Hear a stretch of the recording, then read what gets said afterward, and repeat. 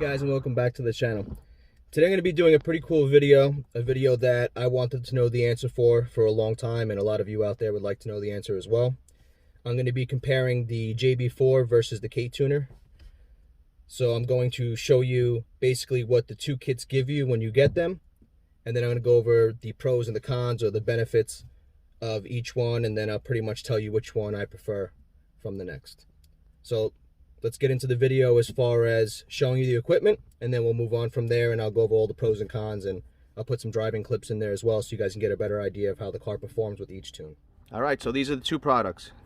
There's your JB4 and the Ktuner version 1.2. So I'm going to go into the box and I'm going to show you what you get with each product so you know how you get started and how they work, and then I'll go on to all the pros and cons. So we'll start with the JB4 since that's what I started off with.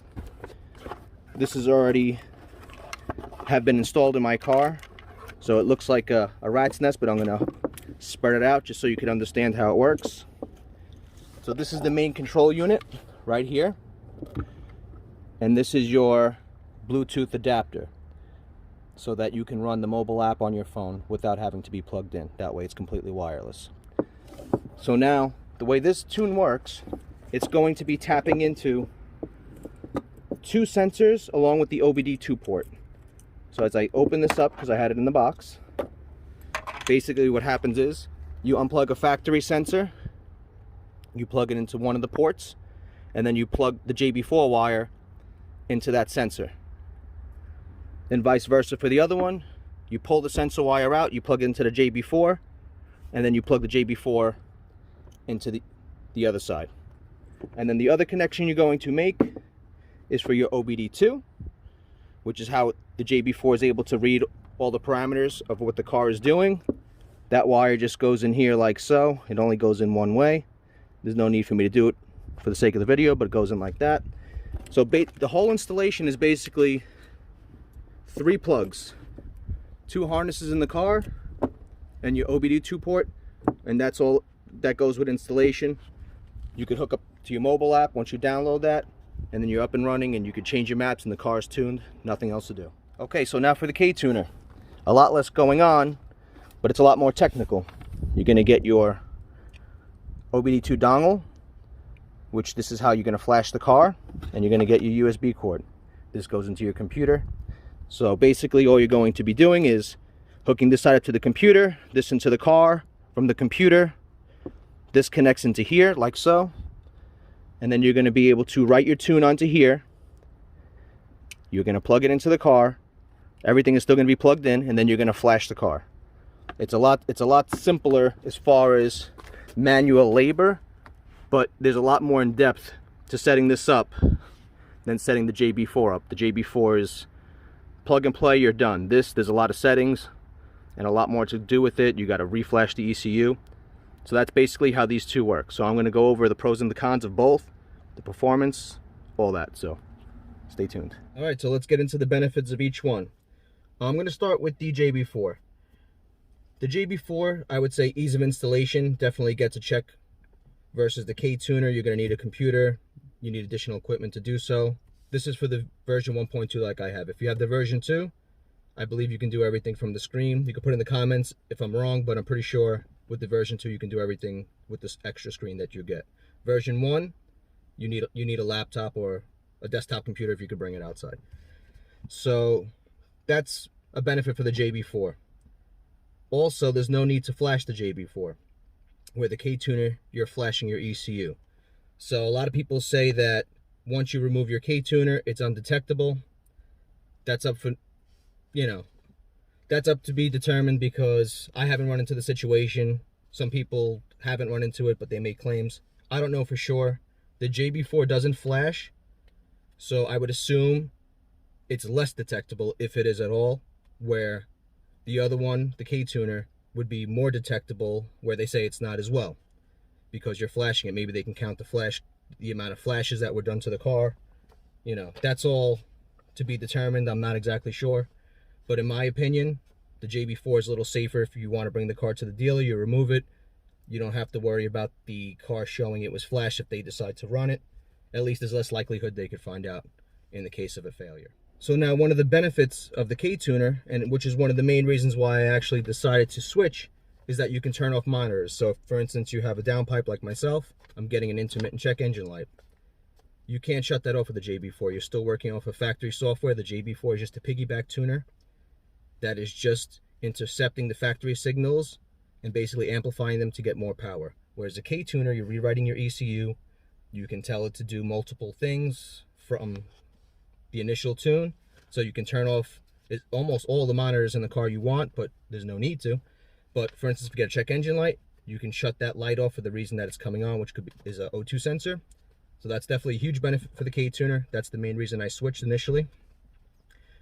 The other benefit would be for the Ktuner is the adjustability. The amount of adjustments you can make on this is unlimited, basically. If you're actually good at tuning and not just doing quick adjustments and user adjustments like I'm going to do right now, you can tune this thing like any other tuner that's out there, as long as you know what you're doing. The JB4 has very limited adjustments for the Accord. They do have some adjustments, but there's really no benefit. So I'm going to give another plus to the Ktuner for adjustments and customization. You could take off your rev limiter, you can take off your speed limiter, you could adjust your two-step preference if you have a manual, all that good stuff. You could change all the dampening of the throttle. There's a lot of things you can do with the Ktuner that you cannot do with the JB4. Essentially, the JB4 is just leaving the car stock, and when you give it gas, you're going to get more power based on the amount of throttle you're getting, and it's going to amplify that signal and allow you to get that extra boost. Next thing I want to talk about is map switching. The JB4 has on-the-fly map switching. As you've seen in some of my other videos, if you've been following me, you could actually just press the map you want, whether it's 1, 2, 3, 4, or 5, depending on what fuel you're running. You press the map you want, it switches as you're driving by the press of a button. The Ktuner, you're going to have to pull over, flash your ECU. It takes about 5 minutes. It's not very long, but it's not on the fly, so that's definitely a plus for the JB4. You could actually go from like a 93 octane tune, and then you go get your E85, and then you could just press map 4, map 5, and you could run your E85. Where the Ktuner, you're going to need a flex fuel kit, so that's more expensive because you're going to need hardware for that kit. And you're going to, I believe, correct me if I'm wrong, you're going to need to pay extra for the dual fuel tune. So it's an additional tune that's required to run it. You can't just run it on stage 2. You need to run an additional tune that's calibrated for running mixed blend of E85, which is roughly E30 if you mix the two. So that's kind of the difference between those two. The JB4 makes it easier to run the E85 rather than the Ktuner. So there we go with it. Now we're into the nitty-gritty, the part everybody wants to know, performance. Now if we're talking straight 93 octane for 93 octane, low-end benefits, go to the Ktuner.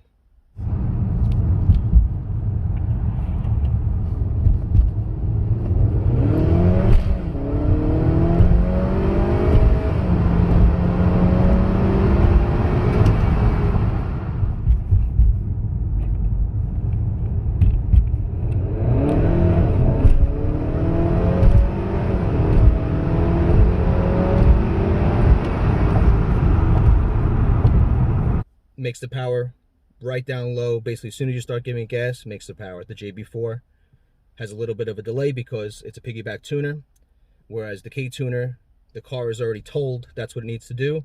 The JB4 has to wait till you give it gas, then adjust to what you're asking it to do. So you get a delay. There's no two ways about it. Mid-range power, Ktuner still gets it. Better mid-range.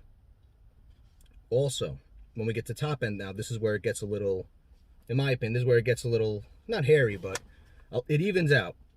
Because when you're up top in the throttle range and the car is already in full boost, the JB4 can put out basically just as much boost, sometimes more than the Ktuner will.